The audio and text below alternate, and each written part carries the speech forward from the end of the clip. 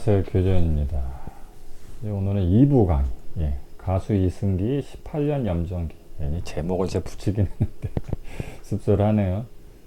그래서 이제 거부하기 어려운 일상 속 퐁퐁관계, 가불관계 탈출법에서 2부 내용을 이제 이슈 유튜버들은 뭐 그런 거 재미나게 또 이제 막 신랄하게 비판해서 또 뭐 이렇게 지원 사격 해주실 거고, 이승기 씨. 저야 이제 이런 대인관계 알려드리는 선생님이니까 이제 방법론적 부분에서 학문적으로는 이런 거 어떻게 해결해 볼 수 있나, 그런 이제 제목을 열심히 하는 것으로 이제 지원 사격을 해야 되겠죠.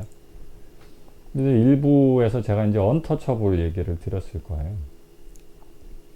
아마도 그 이승기 씨가 그 회사 대표가 전공론 부분에서 전공법을 선택해서 그냥 이렇게 뭐가 맞고 틀리고 이건 아니고 지정해 주고 이런 식으로 해결해서 딱히 싸워서 이기기도 힘들고, 그래서 얻는 것보단 실이 더 크다, 득보단 실이 더 크다고 판단해서 이런저런 부분들 때문에 오랜 세월 이제 좀 인내를 해온 것 같아요. 그래서 사실 이런 부분들은 이미 오랜 세월 동안 그런 일방적인 착취 관계가 차근차근 쌓여온 것이기 때문에 그걸 긴 세월 속에서 그걸 갑자기 어떻게 바꾸긴 너무 어렵고요. 그래서 애초부터는 약간 예방적 차원에서 그거를 미리 조금 써가는 그런 습관을 들이시는 게 되게 좋습니다.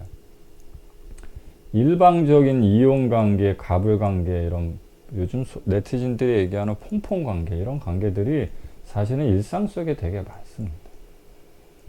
친구지만 일방적으로 누가 많이 잘해주고, 누구는 이렇게 받아먹기만 하고, 누구는 장난처럼 계속 툭툭 무시를 하고, 누구는 그냥 웃어 넘기고, 이런 관계부터 시작해서 약간 이렇게 기울어진 운동장의 관계는 사회 속에 아주 다양한 형태로 존재를 하거든요.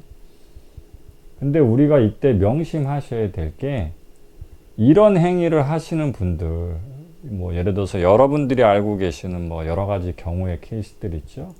뭐 사이코패스 기질이 있다든가, 소시오패스적 기질이 있다든가, 아니면 뭐 악의적 나르시시스트적 기질이 있다거나, 또는 그 정도의 사람이 아니더라도 우리 주변에 그렇게 좀 누군가를 가볍게 여기고 이용하고 멋대로 이제 뜯어내고 이용하는 사람들이 꽤 많은데, 이런 사람들을 그냥 그 사람들이 원래 그렇다, 나쁜 인간이다, 이렇게 그냥 규정을 해버리면 우리가 어떤 도덕적인 비난을 하는 부분에서는 명분을 세우기가 쉽지만, 이게 현실적으로 해결할 때는 별로 도움이 안 됩니다.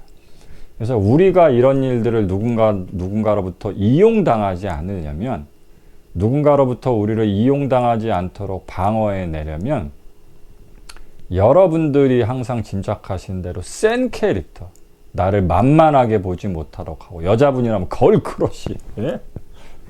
약간 이렇게 자신을 센 캐릭터가 돼서 아무도 자기를 만만하게 못 보도록 만드는 그런 부분들의 캐릭터 형성으로 이걸 해결하러 드시면 안 되고요.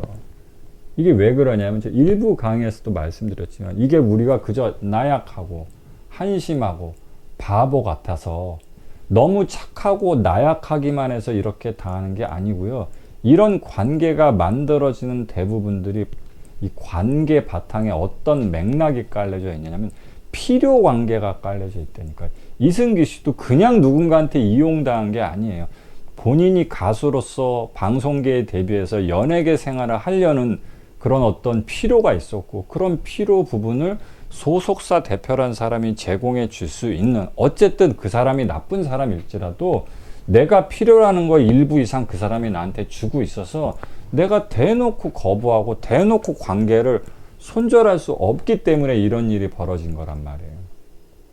그러니까 결국 우리도 약간 그냥 PC적으로 우리는 너무 착해갖고 내가 너무 나약해서 누군가한테 당했다, 이렇게만 생각하실 게 아니라, 제가 우스갯소리를 이걸 보통 뭘로 비유해 드리냐면, 여자분들 거절 잘 못한다 그래도요, 정말 아닌 인간이 정말 관심이 1도 안 가는 인간이 막 들이밀면요, 그건 정말 칼같이 거절하십니다. 이건 아니다 싶은 인간들 밀어내고 손절 칠 때 그거 너무 착해서 손절 못 치신 분들 별로 없어요. 그러니까 그걸 우리가 너무 착해서 너무 약해서 그걸 손절치지 못하고 거절 못했다 이렇게 생각하실 게 아니고요. 그럼에도 불구하고 우리가 거절하고 손절하지 못했다면 이유가 뭐다? 우리가 그 사람으로부터 어느 정도 필요한 게 있기 때문에, 완벽히 그 사람한테 막가파식으로 대할 수 없는 어떤 이유가 있기 때문에 항상 그런 이유를 먹고 그런 악당들이 자라난다 이렇게 이해를 하시면 돼요. 그러니까 그 사람들한테 완벽하게 대놓고 역정내고 화내고 관계 손절 칠 수 없으니까 이건 약간 여지를 남길 수밖에 없잖아요. 그걸 우리가 그냥 이성적으로 또는 친구적으로 좋아하든 뭐든 사회적 업무적으로 비즈니스적으로 필요하든 그런 여지를 먹고 그 사람들이 하는데, 우리가 무조건 그 사람한테 아쉬운 소리를 하게 되고 필요한 부분들이 있으면 모든 사람들이 우리한테 그렇게 우리를 무시하면서 우리를 일방적으로 이용하려고 드냐 하면 그렇지는 않습니다. 그래서 제가 사이코패스, 소시오패스, 악의적 나르시시스트 이런 개념으로만 풀지 말라고 말씀드리는 거예요. 아무리 심리 유튜버들이 이런 거 갖고 이슈 몰이를 해도 거기에 그냥 넘어가시면 안 되고요. 이렇게 적용용으로 이걸 바라보시면 안 되고 그 사람들의 심리를 이해하셔야 됩니다. 그 사람들은 우리를 이용할 때 케바케 사바사의 개념으로 바라보면서 이용을 합니다. 네티즌 분들 워낙 많이 쓰시니까 그 말들 아시죠? 사람 바이 사람, 케이스 바이 케이스. 즉 사람 봐가면서 이거 누울 자리인지 아닌지를 판단해가면서 우리를 이용한다고요. 그러니까 모든 사람한테 일률적으로 그냥 막 이용 착취를 빨아대는 게 아니고요. 이게 가능한 사람이냐 아닌 사람이냐 어느 정도는 가능하냐를 간을 보면서 한다고요. 간을 보면서. 그러니까 우리가 애초에 그 사람들한테 먹잇감으로 보이지 않도록 어떤 대응을 해야 되는데 이게 센 캐릭터 걸크러쉬로 되는 게 아니라는 건 앞전에 말씀드렸죠. 왜? 뭐야 씨발 하지 뭐 내가 너는 왜 만나 웃기고 자빠졌네 이런 식으로 욕을 못하고 세게 못 나가서 우리가 못하는 게 아니라 뭐 때문이라고요? 필요한 게 있으니까. 그래서 이런 센 캐릭터가 필요한 게 아니라 현명한 대응이 필요한데, 그때 그 사람들이 사이코패스, 소시오패스, 악의적 나르시시스트 아니면 그냥 누굴 이용해 먹는 사람이든 어느 유형이든 관계없이 그 사람들이 먹잇감을 어떻게 판단하고 먹잇감인지 아닌지를 어떻게 판단하고 어떻게 이용하는지 그 심리를 아셔야 됩니다. 그래서 가장 첫 번째, 소매치기 같은 사람들, 뭐 버스나 지하철에서 지갑이나 가방 속에 귀중품을 훔치는 소매치기들 같은 경우에는 저 사람이 좀 이렇게 소매치기를 할 만한 사람인가 아닌가를 이렇게 판단해서 이렇게 다가가서 소매치기를 하듯이 누군가를 이용하는 사람들은 저 사람이 이용해 먹을 수 있는 먹잇감에 해당되는 거. 보통 이제 이게 악의적 나르시시스트라면 그런 사람들이 이렇게 악의적 나르시시스트들이 먹잇감으로 탁해지는 사람을 보통 코디펜던트라고 합니다. 이렇게 코디펜던트의 먹잇감이 되는 사람들의 전형적인 신호가 있어요. 낚시를 하면 고기가 물면 찌가 수면 위로 까딱까딱 움직이잖아요. 그런 반응을 당신이 애초부터 안 보여야 합니다. 안 보이는 게 제일 중요해요. 그 보이는 부분이 뭐냐면 크게 두 가지로 구분이 됩니다. 첫 번째는 미소예요. 미소.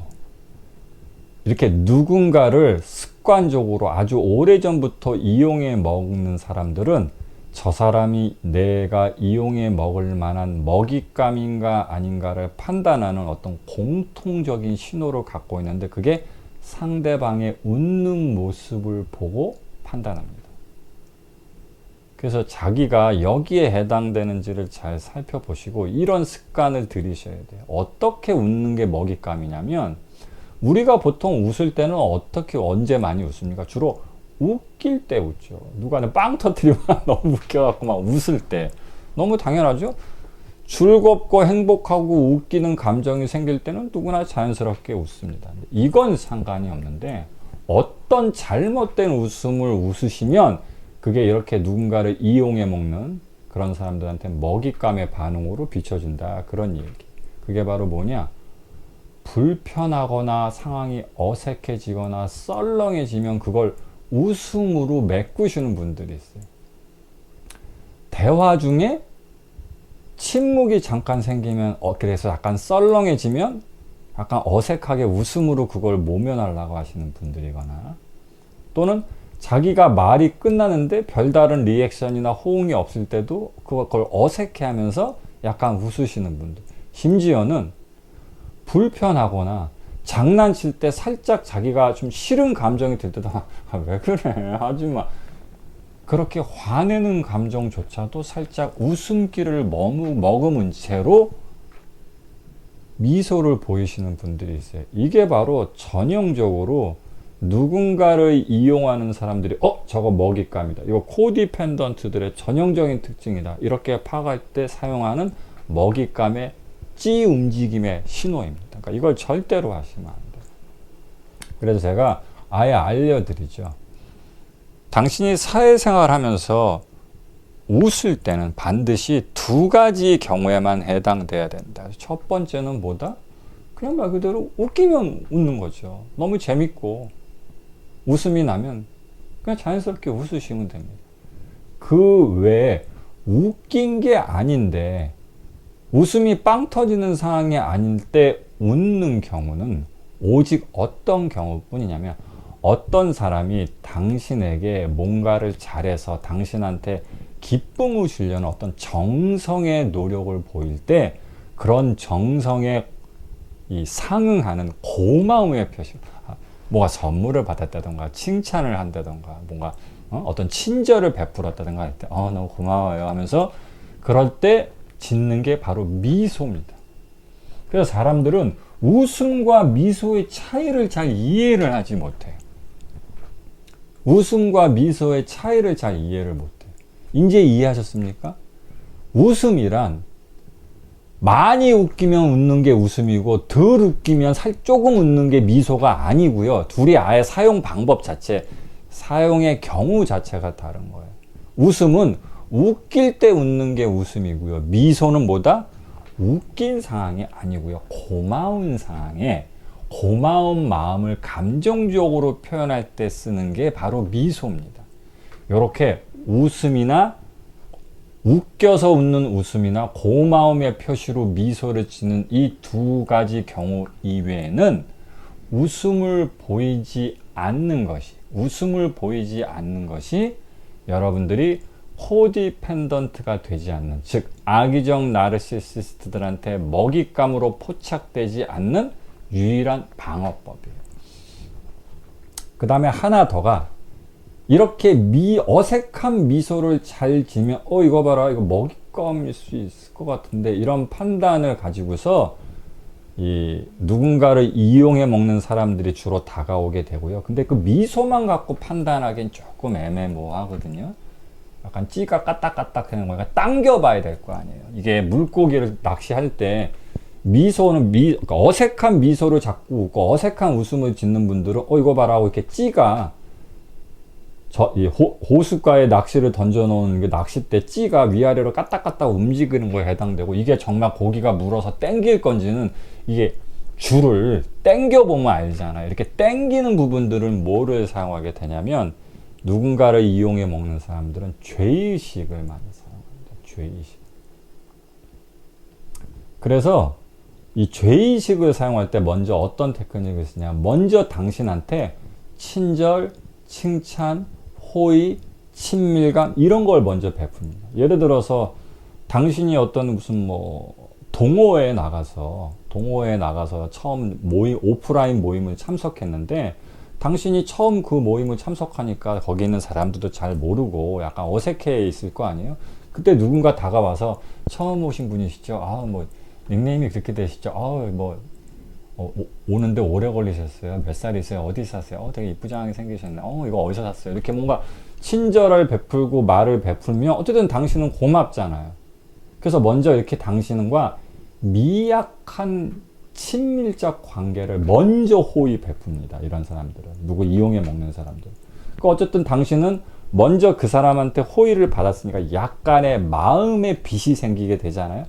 저 사람은 내가 딱히 잘해주지 않았는데 먼저 나한테 마음을 열어서 친절하게 친밀감을 드러냈으니까, 그러니까 나도 뭔가 그에 상응하는 정도는 해야 될 것만 같은 그런 마음의 빛을 가지게 되는데, 그때 당신 곁에서 당신한테 무슨 말을 건대거나 당신한테 뭘 요구한다거나 이렇게 당신에 다가가서서 당신이 그 사람이 원하는 대로 쭉쭉 딸려오고 원하는 대로 컨트롤이 안 되는 것 같은 반응을 느끼게 되면, 그때 어떻게 하냐면 대놓고 당신 앞에서 불편한 기색을 드러냅니다. 예를 들면 당신하고 눈이 마주쳤는데 아까는 나한테 친절하게 말고 그랬는데 이런저런 하다가 이제 식사 자리에서 테이블에 앉았어요. 그래서 보이는 자리에 앉았는데 눈이 마주치면 웃질 않습니다. 당신을 보면서. 눈을 마주치면 시선을 피하고 당신이 미소를 보여도 못 본 척하고, 그리고 대놓고 옆이나 근처에 앉혀서 불편한 감정을 온몸으로 드러내요. 하지. 그러면 당신은 불편할 수밖에 없거든. 왜 그러냐면 좀 전에 나한테 호의를 베풀었던 사람이 뭔가 반응을 보니까 나 때문에 뭔가 좀 불만이 있거나 불편해하는 것 같아.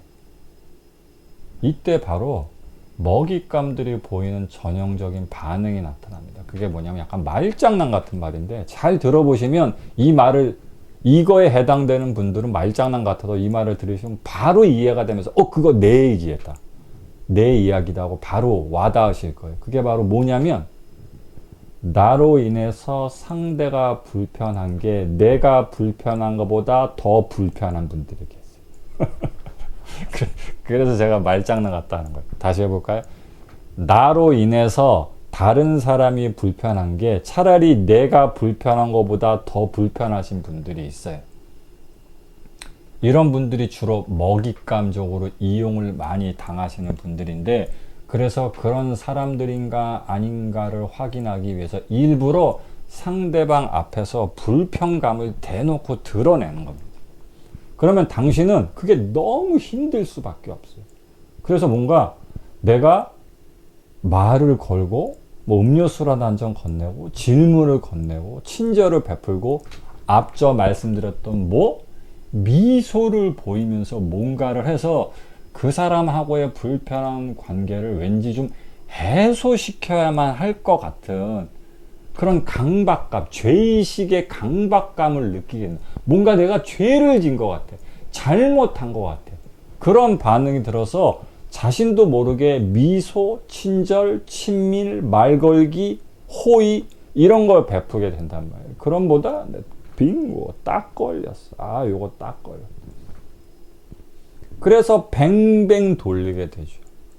그래서 다시 갈등을 해결해 놓고 그쪽에서 또 어느 정도 호의를 조금 베푸고 나서 과도한 무리한 요구를 하고 이용을 하려고 들고, 거기서 당신이 거부하고 저항하면 또 엄청나게 이 죄의식의 공격을 통해서 당신을 힘들게 만들고, 결국 당신이 견디지 못하고 그런 일방적인 요구를 수용하거나 잘해줌으로써 이 갈등 관계를 해소시키려고 하고, 그래서 이런 것들이 조금씩 돌아가게 되면 이게 바로 눈덩이 굴러가듯이 관계가 깊어져서, 그게 바로 우리가 사회생활에서 결국은 나중에는 일방적으로 이용당하고 무시당하고 착취당하는 관계임에도 불구하고 이걸 탈출하지 못하고 끊어내지 못하는 사회 속의 퐁퐁관계, 가불관계가 되는 거예요.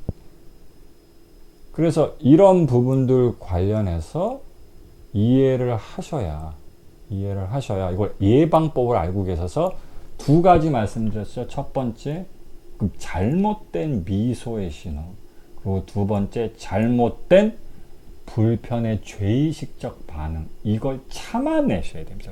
거기에 철저히 무반응률 보일 때 이거 만만치 않겠구나, 이 사람은 내가 원하는 대로 끌려올 수 있는 그런 먹잇감, 온전한 먹잇감 월척의 붕어는 못 되겠구나, 이런 생각을 거기서 하는 거예요. 그러니까 이건 센 캐릭터 들이받고 자기도 사과 해명을 요구하고 할 말하고 이런 거하고 전혀 관계가 없는 거예요.